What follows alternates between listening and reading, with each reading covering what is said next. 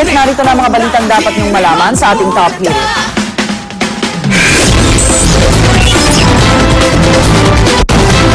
Mga kapuso, mahigit 3 linggo na lang, pasukan na ng mga bata sa eskwelahan. Kaya sa ating mga kapusong medyo tight ang budget ngayong pasukan, simula na maghanap ng mga tindahan ng school supplies na bagsak presyo. Bukod sa Divisoria, may 3 tindahan sa Marikina na talaga namang abot kaya ang presyo ng mga gamit pang eskwela. Ang presyo ng ballpen, lapis, notebook at papel, naglalaro sa 5 to 13 pesos kapag retail. Mas mura ng piso hanggang 2 piso kada piraso kapag bumili naman ng wholesale. Mas mura pa raw sa Divisoria price ang isang tindahan sa Malabon dahil factory price ang bentahan doon. Naglalaro lamang sa 250 hanggang 1250 ang presyo ng ballpen, lapis, notebook at long pad. Pati ruler, glue, gunting at bag na mas mababa pa sa Divisoria ang presyuhan. Dito rin kasi umaangkat ng paninda ang mga vendor ng school supplies sa Divisoria. Samantala, umani naman ang iba't ibang reaksyon ng mga naging pahayag ng magkakapatid na sina Rafi, Ben at Erwin Tulfo sa kanilang programa ng Lunes hinggil sa kinasangkotang away ng kanilang Kuya Mon, kina Claudine Barreto at Raymond Santiago. Kahapon, humingi na ng paumanhin ang tatlo sa pamamagitan ng radio program ni Erwin. Pero sa kabila nito, inulan pa rin ng reklamo ang Movie Television Review and Classification Board o MTRCB kaugnay sa mga pahayag ng Tulfo Brothers. Matapos ang pag-review sa episode ng programa na magkakapatid, inakitaan daw ng sapat na basihan ng MTRCB para sabihing nilabag ng programang T3 sa TV5 ang Presidential Decree 1986 Section 3C. May kapangyarihan ng MTRCB na parusahan ang anumang palabas na nanghihikayat ng karahasan at krimen at maling gawain. May kapangyarihan din ng MTRCB na isuspinde ang isang programa sa telebisyon. Inendorso na nila ang desisyong ito sa kapisanan ng mga broadcaster sa Pilipinas o KBP para sa posibleng parusa sa mga host. Samantala sa isang hiwalay na pahayag, tiniyak ng TV5 sa publiko na hindi scripted ang mga naging pahayag ng mga Tulfo. Hindi rin daw ito sumasalamin sa posisyon o polisiya ng TV5 at mga empleyado nito. Naiintindihan daw ng TV5 na emosyon ang umiiral habang umi-air ang programa, pero hindi daw ito kinukonsente ng network. Labag daw ito sa kanilang Code of Ethics. Gumagawa na raw ng mga karampatang hakbang ang TV5 para tugunan ang lapse in judgment ng magkakapatid na Tulfo. Nanatili daw na committed ang TV5 sa patas na pamamahayag. If you look at the video talaga, halatang hindi sila scripted kasi tumitigil-tigil sila and talagang yung nakikita mo yung face nila, galit na galit talaga. Pero kahapon sa programa din nila, humingi sila ng paumanhin sa mga manonood, lalo na daw sa mga matatanda na mahina ang puso dahil talaga naman yung mga salita din ginamit nila, eh talaga naman parang nakakalaglag. Malalaglag ka talaga sa upuan mo. Tatakot ka talaga. Magtataka ka nga talaga. Ay, pwede ba sabihin sa TV yung mga yun? Kaya talaga nag-step in talaga yung MTRCB kasi talaga mapapaisip ka talaga. Pwede sa parang mismo si MTRCB Chairman Grace po, siya yung talaga nakapanood ng episode. Tapos aside from that, na napanood daw niya, ay may mga tumawag sa MTRCB na nagtatanong kung pwede ba talaga yung gano'n. Kasi pag mahina puso mo nga naman. Di ba, because it's on Facebook, ilang tao pa makakanood pa ulit-ulit nito. That's why you have to really be careful with what you say on online. Was it live? Is their show live? Yeah, it's a live show. Yeah, live yun eh. So now, multiplied many times sa yung mga nanonood kasi. Sa mga networking site na. Pero parang humingi ng paumanhin sa mga tagapanood. Pero sa mag-asawa, pwede na rin ibang usapan yun. So talagang diniin nila kahapon na yung mga nakikinig at nanonood lamang sa kanila. So ibig sabihin, pag nakita sila sa mall, magbubugbugan pa kasi sa warehouse. O sa abandoned warehouse. Parang kasi kung napanood mo yung episode, parang, naku, pag nagkita itong mga to, kay Rotro, may rumble na naman, parang ganun eh. Madami nga doon nag-aabang na abandoned warehouse na available for use. At samantala, malaking tulong sana para malaman kung sino ang nagsimula ng gulo sa pagitan ni Claudine at Raymond Santiago at Mon Tulfo kung gumagana lamang ang CCTV camera sa lugar na pinangyarihan nito. Pero napag-alaman na iisa lamang pala ang CCTV camera sa arrival area ng NAIA Terminal 3 kung saan nangyari ang gulo. Sira rin daw ang camera sa may carousel o baggage area. Pero ayon sa pamunuan ng NAIA, may ilang CCTV camera naman daw sa lobby area na gumagana. Nakuha na naman daw ng CCTV ang paglabas ng grupo ni Santiago at Tulfo sa terminal. Sabi ng MIAA, sinisimula ng ayusin ang mga camera bilang bahagi ng gagawing upgrade sa paliparan. Pero hindi ito pinalampas ni Senador Bong Revilla, Ping Lacson at Tito Soto, lalo't may budget daw na inilalaan sa mga airport. Depensa naman ni DOTC Secretary Mar Rojas, hindi naman daw araw-araw may gulo sa airport. At wag naman daw pulaan ang NAIA sa mga misbehavior ng mga pasahero.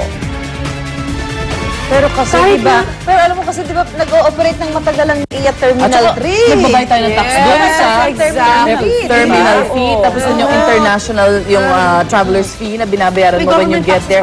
Yes. So all in all, parang there's so many fees that you pay when you're at the airport. And pag nasa ibang bansa ka, pag nasa, syempre, kino-compare ko na naman, wala ka binabayaran. Tapos magagalit. Tayo na lang ata yung another contact. Tayo na lang ang nagbabayad. Magre-react tayo pag sinabi na worst airport tayo. Eh, syempre, mapapanood ka sa ibang bansa. Maganda yung NAIA 3. maganda. Pero kumbaga kulang pala yan kasi yung baggage, doon makikita kung mali yung kinuha nung isa. Doon mo marireview sino ang nakapaglabas ng baggage mo. May CCTV, pero hindi gumagana. May mga facilities. Eh, di tanggalin na nila, hindi pala gumagana. Tsaka sabi niya parang hindi naman araw-araw may gulo. But the point Hindi is, naman yun it has to be there for security reasons. May mga maliliit na Just internet in cafes case. na. May mga CCTV, di ba? happen. Maliliit na mga coffee shop, internet cafe. Sila nga may CCTV eh. Correct. Terminal pa kayo ng airport. Araw-araw ang laki ng income, di ba? So I guess, kumbaga, itong pangyayari na to, marami tuloy na ungkat na mga bagay-bagay na hopefully in the end, ibig sabihin, makapag-improve ba dun sa ating service. Pero yun nga, kung malalaman natin yung katotohanan, kung sino talaga yung nauna.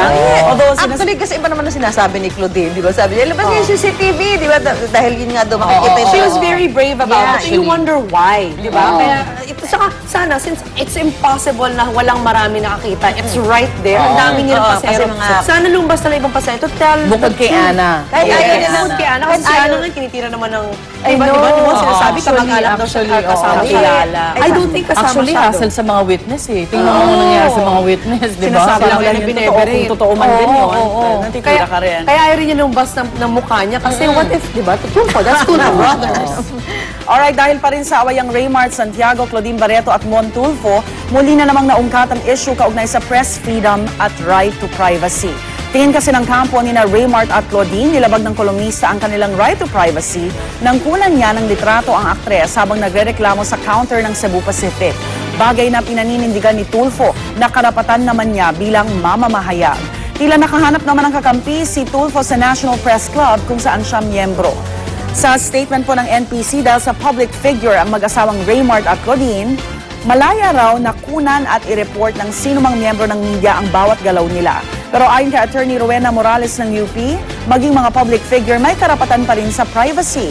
Pero ibang usapan na raw kapag gumawa ito ng eksena sa harap ng publiko. Ang press freedom naman may kaakibat din daw responsibilidad.